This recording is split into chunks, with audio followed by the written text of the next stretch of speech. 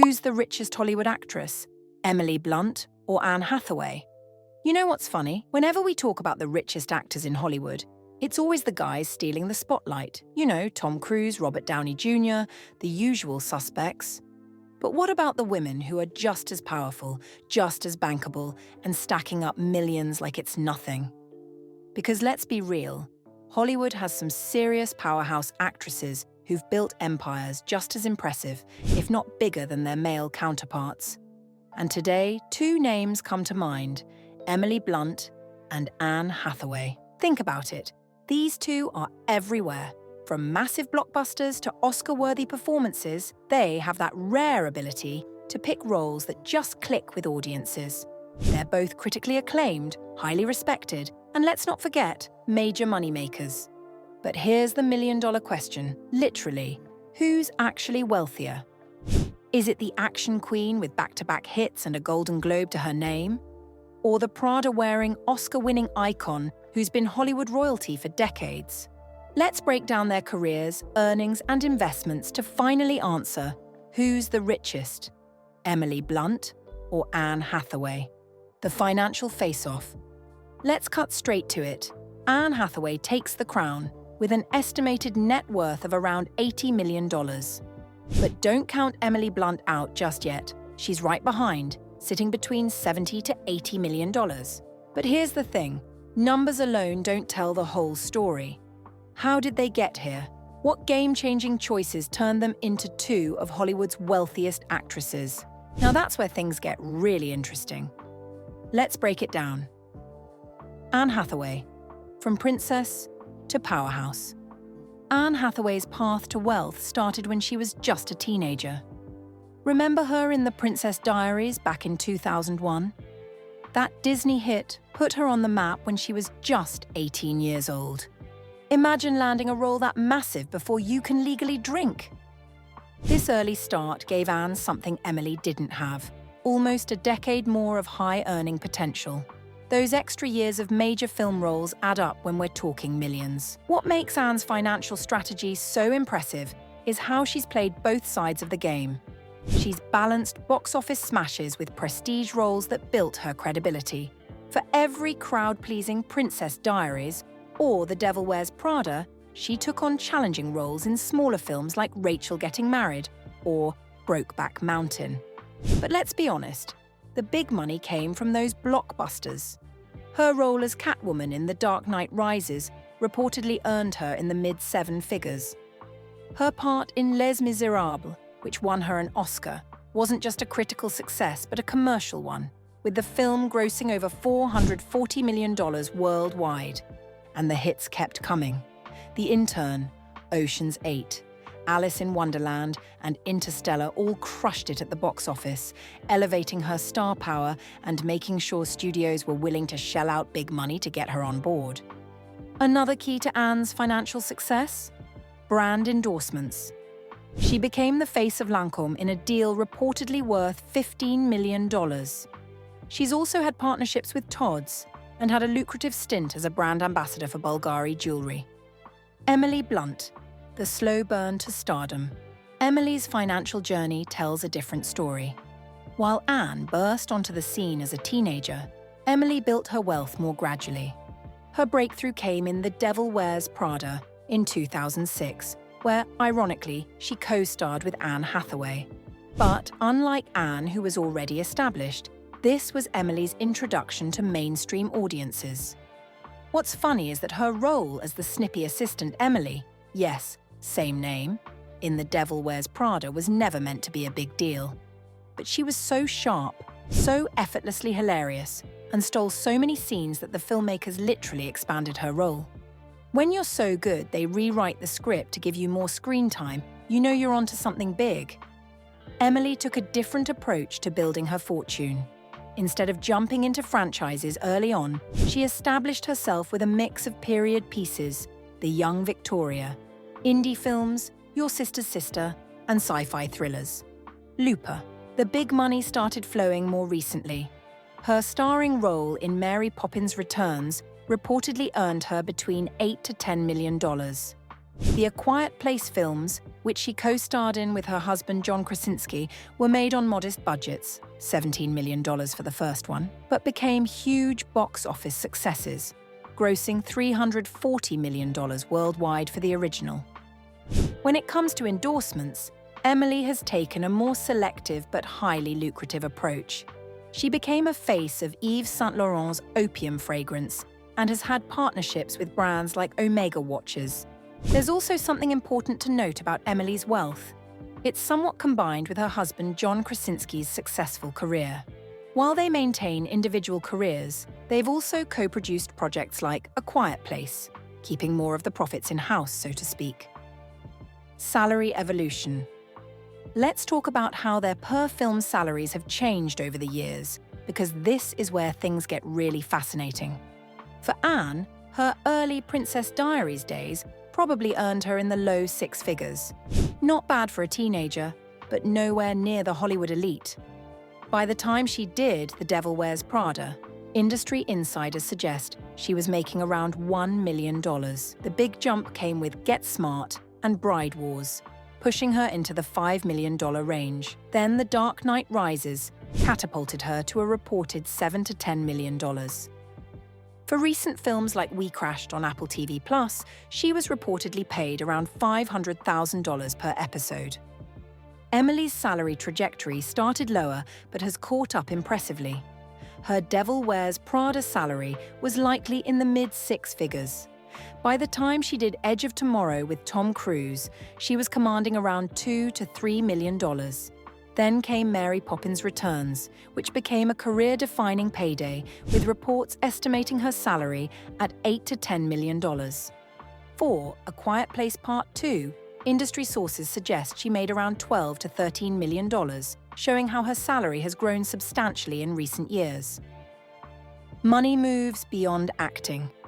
What separates the ultra-wealthy actresses from the merely rich ones is often what they do beyond acting. Both Anne and Emily have made smart moves here. Anne has invested in real estate, including a penthouse in New York City that she later sold for $3.5 million. She and her husband Adam Schulman have flipped several properties over the years. She's also ventured into production with her company, Somewhere Pictures, giving her ownership stakes in projects rather than just salary. Emily and John Krasinski have made smart real estate moves, selling their Hollywood Hills home for $8 million in 2016 and their Brooklyn townhouse for $6.5 million in 2019. But their biggest financial play has been Sunday Night Productions, their own company that gives them creative control and bigger profit shares in their projects. This has paid off massively with the A Quiet Place franchise, where instead of just collecting salaries, they've secured a direct stake in the film's success. Impact of marriage. I don't mean to sound old-fashioned, but marriage has played a role in both actresses' financial pictures, in different ways. Anne married businessman Adam Schulman in 2012. While he's successful as a jewelry designer and producer, Anne remains the primary breadwinner. Their partnership seems to focus on stability and smart investments rather than combining two Hollywood-sized incomes. Emily's marriage to John Krasinski creates a different financial dynamic. With both being A-list stars, John from The Office and his Jack Ryan series, plus his directing career, their combined wealth puts them in a different category altogether. As a couple, their net worth is estimated at around $130 million. This partnership has also led to direct financial benefits through their collaborations. A Quiet Place, which John directed and they both starred in, cost $17 million to make and earned $340 million globally. By keeping the project in the family, so to speak, they likely negotiated better terms than a standard acting fee. The endorsements. One interesting contrast is how their choice of roles reflects different financial strategies. Anne has balanced big commercial projects with prestige films almost from the start. This approach ensured both steady paychecks from blockbusters and long-term career value from critically acclaimed roles that keep her in demand. Emily, on the other hand, took longer to embrace commercial films, but has been more selective when she did. Instead of signing on to just any big-budget project, she's chosen franchises where she could negotiate stronger deals. A perfect example is joining the Fast and Furious universe in Fast X, a move that likely came with a premium payday thanks to her star power. Investment choices. The truly wealthy in Hollywood don't just earn, they invest. And this is where some interesting differences emerge. Anne has invested in female-founded companies like the Lollipop Book Club and has supported sustainable fashion brands. She seems to focus on values-aligned investments rather than pure return potential. Emily and John have invested more heavily in their own projects, essentially betting on themselves. This higher-risk strategy seems to be paying off, particularly with the A Quiet Place franchise becoming a surprise cash cow. Family factor. Something we don't talk about enough when discussing Hollywood wealth is how family planning affects career trajectories and financial decisions.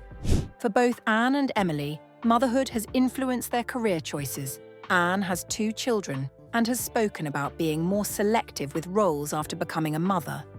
This selectivity might mean fewer projects, but it also means focusing on higher quality, better paying opportunities.